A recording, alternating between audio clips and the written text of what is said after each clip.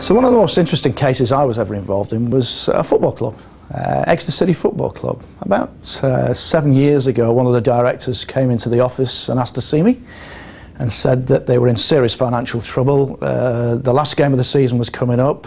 They were almost certainly going to be relegated. They're going to go out of the Football League. They wouldn't have the income streams they would have in the future. They had a lot of debt. And what could they do about it? We got involved as a team here at Bishop Fleming. For the next few months, we worked very closely with the directors there. We brought a legal team in as well to help us. And we got involved with the community. We got involved with the press. And we tried to look at what options we had available for the club there. The club probably owed in the region of about £3 million altogether. They had no assets of any size because the ground was actually owned by the council. So we had to come up with a scheme which would give the creditors something in the future rather than actually letting the company go down. Because if they went down out of the Football League, they would have to start right at the bottom as a park team, and nobody really wanted that in the community. So we went to the press and got the community together, and we went on an appeal to try and raise £300,000, which would give the creditors then about 10 pence in the pound for the £3 million worth of debt that they had. And we put that to the creditors, and the creditors accepted it because that was the best option there. And it went into what was called a company voluntary arrangement. And then for the next 3 years, they had to try and get this appeal going and raise this £300,000. And fortuitously for them, halfway through the appeal process, they drew Manchester United in the FA Cup.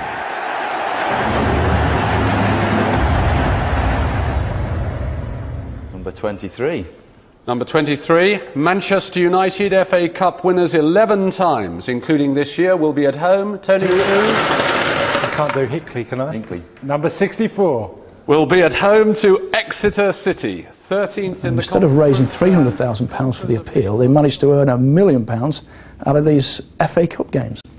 And so not only could they pay £300,000 to keep their creditors happy, they had a little bit of money for the future to help them. So they satisfied everybody, and now they've moved 2 or 3 leagues up in the football divisions, and they are a very solid mid-table club in the first division. So Jerry, when you were presented with this problem at the start, you could have just suggested insolvency as the easy solution. Why didn't you? Because what we always try and do with any business is to rescue it in the first instance. That's the primary objective in the world that we live in. It's very easy to say to people, well, just let your company go down, but we try and rescue everything in the first instance. So that's why we did it, and we looked at the options, and particularly for a football club where the community have a number of people that have spent their whole life following that club. They want that club to survive.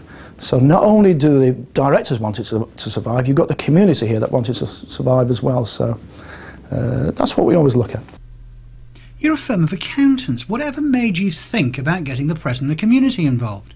Well, I think if you look at the firm that we work for, I mean, accountants are always stereotypes as people that tell you that issues that have happened from the past. How can we get a set of accounts together? It's all the past.